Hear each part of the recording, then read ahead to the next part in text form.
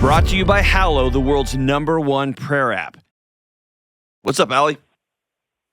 Hi, good morning. How are you? I'm good. I'm feeling inspired, and maybe like this is a sign that I'm supposed to dig deeper into this issue. Oh, I like it. Okay. All right, let's do it. What's up? So my question is if and how I address a friend of mine about the way that she treats her husband and her kids. Ooh, man. Tell me more about this. Yeah. So we met through a church group, and then once the small group kind of stopped meeting, they invited us to their house. And so we've kind of been having dinner at their house mostly weekly for going on a year. So we've got to know them pretty well. And so I feel like I have a lot of, data based on how their family functions. I'm finding that I'm getting increasingly stressed being over there. And it's mostly the way that I feel like she treats her kids. They're about 8 and 5. And it's very dismissive and kind of like a get out of my sight sort of attitude. Mm-hmm. And it just really personally bothers me. And I'm kind of realizing too, just the whole culture of their home feels a lot like my own childhood. And I'm just really not enjoying being there. And I don't know if I should say something. It's not like any sort of outright abuse, no name calling. Sure. But it just personally really bothers me. I don't think you should treat kids like that. The phrase she uses often is like, I love you with all my heart, now go away. Yeah. Huh. But this is like, a whole year of seeing the same type of behavior, or anytime they act out, it's go to your room immediately.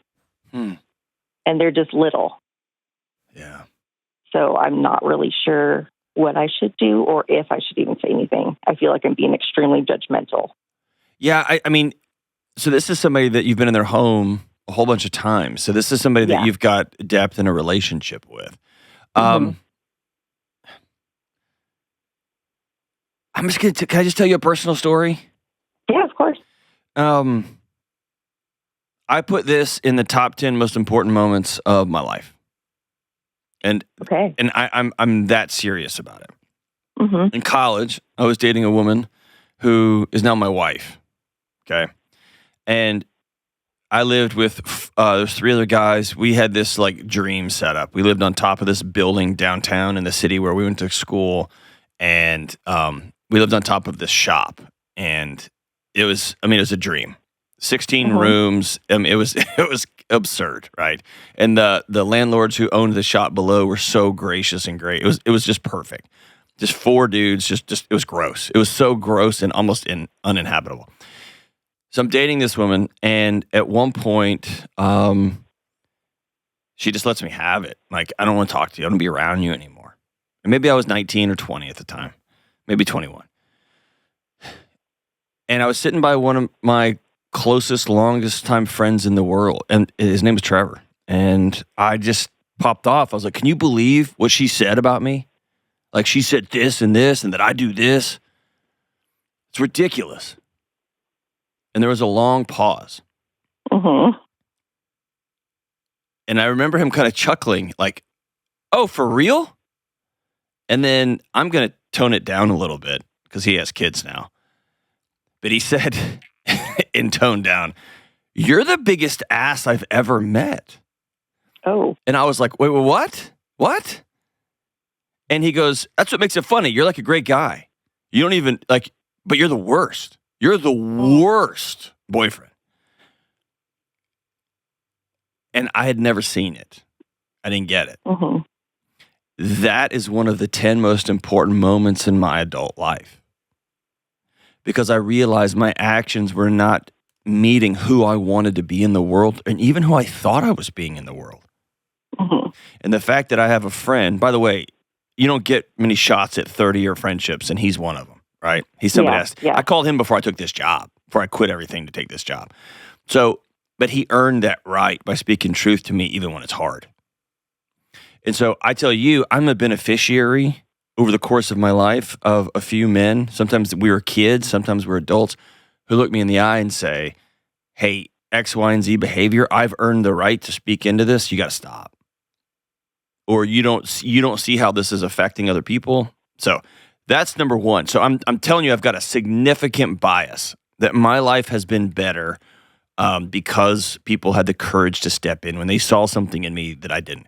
But here's the key to that whole interaction. I kind of invited it. Right?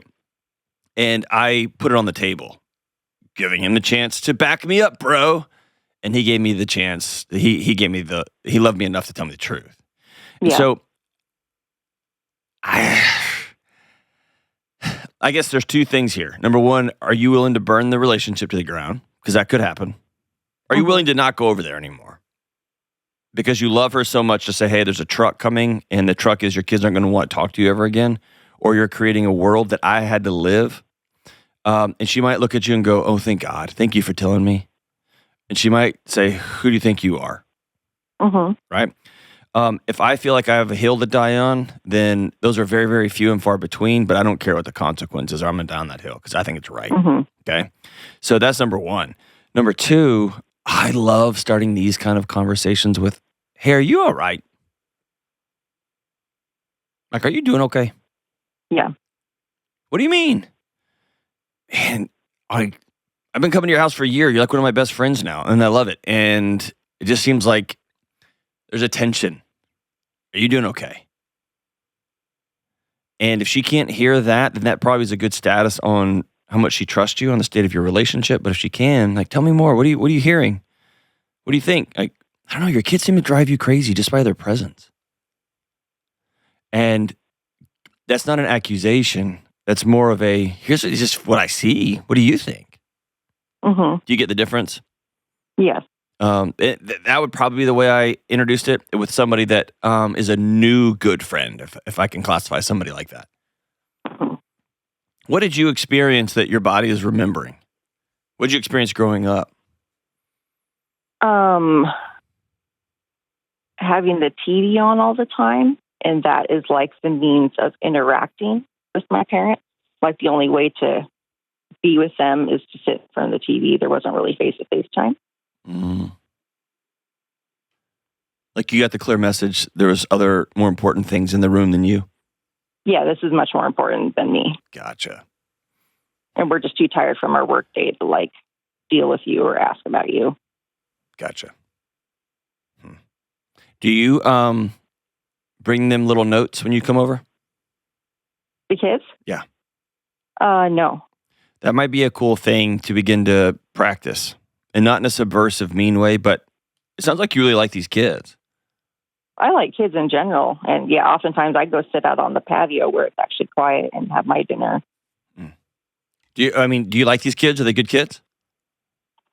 They're a little uncivilized just because of how they've been raised, but they are not bad kids at all. So maybe if you went with the old adage of catch them being good. If you hear about a good thing, and when you come over to the house once a week, you bring a small little card and hand it to them. Said, I heard about you got an A on this thing. I heard that you were nice to some kid. And tell your friend, hey, I'm starting this new thing where I want to catch little kids being good. And so I'm going to text you before I come over. Tell me one good thing that the kids have done in the past week. And in a weird way, you're communicating. It could be indicting. She'd be like, oh my gosh, you think you're better. Hopefully she's not like that. Hopefully she's like, oh my gosh, that's a fantastic idea. But you can begin to lift those kids up in places where other adults in their lives aren't lifting them up, just because it's the right thing to do. And you might become their favorite friend aunt, if you know what I mean. But yeah, this is hard. I've just found it in my life. I always err on the side of I'm just going to have the conversation. Just going to have it. And I guess I'll cap all of this off with one of my core rules, and I've said it on this show before. I only speak when I think I can be heard. And if I have a friend who I don't think is treating their kids with dignity or whatever, and I know having the conversation, they can't hear it. They're unwilling to hear it. I'll probably just stop hanging out with them so much. Just stop going over there so much. Because it's not abusive. It's not vile. It's not out of bounds. It's just, I don't like it. And it just makes me uncomfortable. And it's not my circus, not my ecosystem. If it's abuse, of course, y'all know I'm going to get in. I'm going to expect y'all to get into on behalf of the kids. But yeah, if they can't hear it, they can't hear it. But if they can, I don't know, man. My life has just been changed because some important men in my life stood up and said, no more. Trevor Moore, Jean-Noel Thompson, Todd Whitaker, Tucker Worcester. I mean, guys like Buddy Guru, like men, Craig Swamp, men who have said, hey, I expect more of you. You're my friend. And I'm here today because of those men speaking up in my life. So for whatever that's worth, download the Hallow app today and get 3 free months at hallow.com/Delony.